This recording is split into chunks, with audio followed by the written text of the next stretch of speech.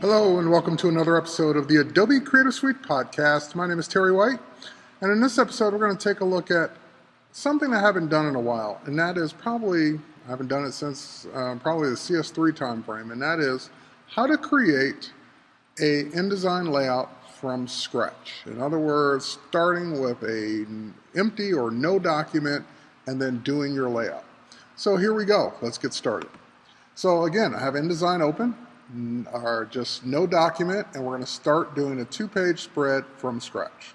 So the first thing I'm going to do is go ahead and create a new document. I can do it from the File menu or Create New Document, and it comes up with my last used defaults. I'm just going to go ahead and set it back to the defaults, and then we'll do facing pages, which means I'll have a left and right page in my spread. I'm going to have 2 pages in my spread, and last but not least, the only other thing I'm going to change here is that I want a bleed. In other words, I want a little bit of space around the outside of the page itself because I want images to actually go past the edge of the paper.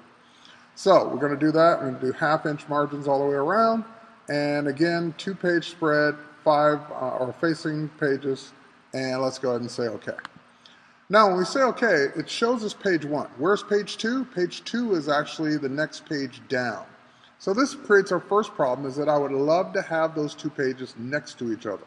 The problem is, by default, InDesign shuffles pages. So you can just keep doing this all day long in the Pages panel, and you're still going to have 2 pages that are not next to each other. So the trick here, and that is to go up to your flyout menu for your pages, and you're going to turn off Allow Document Pages to Shuffle. So we just turn that off, and now I can put the pages next to each other. Okay, so that's our first tip, just getting the 2 pages side by side. The next thing I'm going to do is I'm going to create a frame, and this frame is just going to be for my color background. I'm just going to go, and the background could be a photo, it could be a color. I'm just going to make mine a color to keep it simple. And I just create the frame, and now I want to fill that frame with a color. So you should always get your colors from your swatches. If you don't have a swatch that you need, just go ahead and create a new color and then add it as a swatch. So I'm just going to fill this with red, and there's our swatch. So we got it red. Now, the only thing I don't want to do is I don't want this frame that I built to get moved, or for InDesign to think I'm trying to place things into it. So I'm going to go ahead and lock it.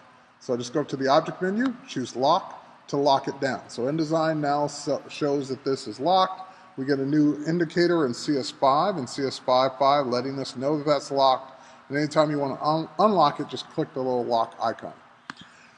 Okay, now that that's there, I want to grab my image that I want to place on that page actually and have it go across the spread. So I'm going to go to my mini bridge panel, again introduced in CS5, and the mini bridge will take me to my last folder, or you can navigate to whatever folder you need to go to, and there's the image I want. So just go ahead and drag it right in from mini bridge, and it's letting me place it. I can put mini bridge away for now. And I'm just going to go ahead and go a little bit off the page here and just drag. And again, I don't have to hold down anything. It automatically makes it proportional now in CS5 and CS5.5. Okay, so our subject came in. I wanted her actually a little bit more over to the left-hand side here, and I want her hand to be on the next page. And she's bleeding off very nicely here, off to the edge of the paper. However, I do want her to be a little taller. So I'm going to zoom out. Command minus to zoom out a little bit, and I'm going to hold down Command and Shift on Mac. PC, that would be Control Shift, so that I can scale it proportionally now that it's been placed. Okay, great. So we got our image in place. The next thing we're going to do is start placing objects around it, and those objects are actually going to be text. So I'm going to go up to my File menu. I could do it from Mini Bridge, or I can do it from File Place. You can do it either way. I'll just go ahead and grab this since it's right here in the bridge window. And I get my first problem that we need to solve. It's letting me know that the font Chaparral Pro, regular bold, is not installed on this machine or this user account. And I could install it and activate it, go find it, but just so you can move on, you can also say Find Font and replace it with whatever font you do have. Now, of course, that can change the way that it looks, change the line endings, so forth and so on, but in this case, it's okay. but you would usually want the font that was used if you're placing that font or placing that document and that font's important. But if you're grabbing a Word document, then they may have used a font that you could care less about. So I'm just going to go ahead and place this text here. And the text is so small that it's called Greek text. It's actually just giving me gray bars instead of the actual text, instead of having the computer try and render it. So I'm going to hit the Command plus sign. PC, that would be Control plus, so I can zoom in. Great, and now I'm just going to go ahead and just move this frame up a little bit because it doesn't need to be as big as it was. I can move the text down, and there's the word stats would be nice here because that's what this is. But it wasn't a part of the text. That's okay. I can go ahead and create a new frame, and I can bring it up as high as I want, make that new frame about the same length. Then I can type in the word stats. However, it comes in its default size, default color. So I'm going to go ahead and highlight this. We'll go ahead and change the swatch to make it white, which is paper. And we'll go ahead and make it bigger. We can either do it from the menu. You can type in a size if you know the exact size, or you can do it my favorite way, which is visually, which on the Mac, that would be Command-Shift. PC, that would be Control-Shift, and the greater than symbol, which is right above your period. Okay, so now I can make that as big as I want.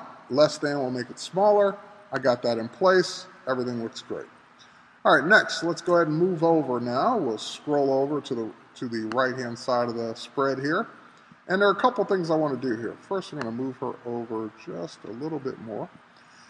I want to put a big, giant letter I here. And I'm going to place some text next to it. The text does not have the letter I. It just starts off with thoughts. And I'm going to say, or I want this basically to say, I thought, of course, part of the text. So let's go ahead and create another frame. We'll just make a nice, giant, skinny frame here with our text tool or type tool. And we'll just type capital I. Now, same thing. I want that to be bigger. So I hit Command-A to highlight it or drag across it to highlight it. And a PC, that'd be Control-A. And I don't know how big to make it. Is it 24 points? Nope, not big enough. Is it 36 points or 48 points? Not big enough. So my favorite way, Command-Shift Mac, PC Control-Shift, and just keep hitting the period, which is greater than, until I get it big enough. Now at some point, it's going to disappear because I made it too big to fit in that skinny frame. So just go less than to bring it back down in size. So I've got my giant I. Actually, it doesn't need to be that tall. And next thing I want to do is bring in the text that's going to go next to that. So we'll just go ahead and grab our text from Mini Bridge here. There's the I thought text. We'll just drag it in. Oops, but I let go in that frame, so it replaced my image. Let's undo. Now let's try it one more time. There we go. And now we'll just go ahead and drag out a frame right about there. And there's our I thought text. Now, the problem is I don't want that text to cover the hand. I kind of would love it if it would wrap around the hand, which means I want to do a text wrap on my photo. Now, you can do a text wrap on a photo that's been cut out like this. As you notice, this photo has no background. That's why we can still see the red. That's why we can see it kind of bleed off. So it came from Photoshop with the background already knocked out, but it doesn't know how to do a text wrap. So let's do that. Let's select the photo. With the photo selected, let's go to our text wrap panel, which will be under your view menu. And the text wrap I want is the irregular wrap. Now it's going to cause a problem. So the minute I click it, everything disappears. Because it doesn't know that I want it to wrap around the photo itself. So it thinks I want it to wrap around everything. Then this whole bounding box. So everything disappeared because it's trying to wrap. We're going to fix that. First thing we need to do is, instead of saying same as clipping, which is the default, we're going to change it to, we can either do Photoshop path if there is one, or my alpha channel would work too. But in this case, I'm just going to have Photoshop detect the edges of the pixels that are there. So it did it, and it brought back everything I need, including wrapping the text nicely around the hand. So again, because I'm doing it around the photo, this is not interfering with the photo, the eye's not interfering with the photo, just the text coming around the hand. So that worked out great. So we can put text wrap away. Last but not least, I have some text to go down here, and actually we can make this frame a little smaller. We don't need it to be as big as it is. Great. So we'll just go back to Mini Bridge one more time. We have this local feature text. We'll drag. Oh, see, I did it again. I keep dragging in that frame. Now that's why we lock things. So if I lock that, it wouldn't let me do it. Let's undo. And yep, we need to drag it in one more time, but just don't let go inside of the frame. Let go outside of the frame. Then you're good. Okay, so now, even though I let go outside of the frame, I can now move into the frame and drag out my new frame for my text. Now, I don't know how that text is going to look. Let's zoom in on it. Again, Command plus. And while this would be okay, I'd love for this text to be in 2 columns. So we'll just go ahead and go up on the number of columns to 2. And I want it a little bit more balanced. So we can do it a couple ways. We can make the frame shorter. We can make the frame skinnier.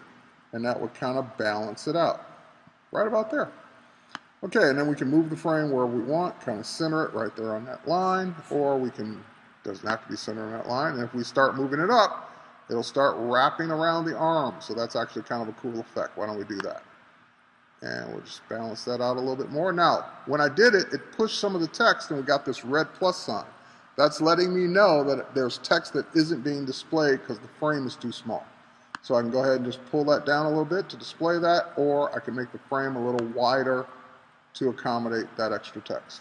And I think that looks much, much better. So there you have it, in a matter of a few minutes, going from no document to an InDesign document laid out. Now, if I want to kind of see it without these bounding boxes and blue lines, I can do the preview mode, which is down here on the toolbar, or just hit the letter W as long as you're not in the text tool. And this is the way our document would look printed. You can zoom in on it a little bit so we can read it, but that looks great, except the photo doesn't look all that great. It looks kind of jagged. And that's because by default, InDesign does a typical display. So if we highlight the photo, we can go up to our object menu, display performance, high quality display, to kind of render that photo a little bit better. Now we're looking at it the way it would look printed. We click off the photo, the blue line goes away. So I hope you learned something, or at least just how InDesign works. It's really just as easy as I did it. Drag and drop, move things around, size them, get them the way you want. Don't be afraid to kind of think outside of the box by making frames for specific letters or text that you want to be outside of the story that you placed. InDesign will place Word files, RTF files, ASCII text files that contain all your text, or you can just drag out a type frame, or type with your type tool, drag out a frame, and type into it just like I did the word stats or the letter I. Your choice. Hope you enjoyed this episode of the Adobe Creative Suite podcast. My name is Terry White. Thanks for watching.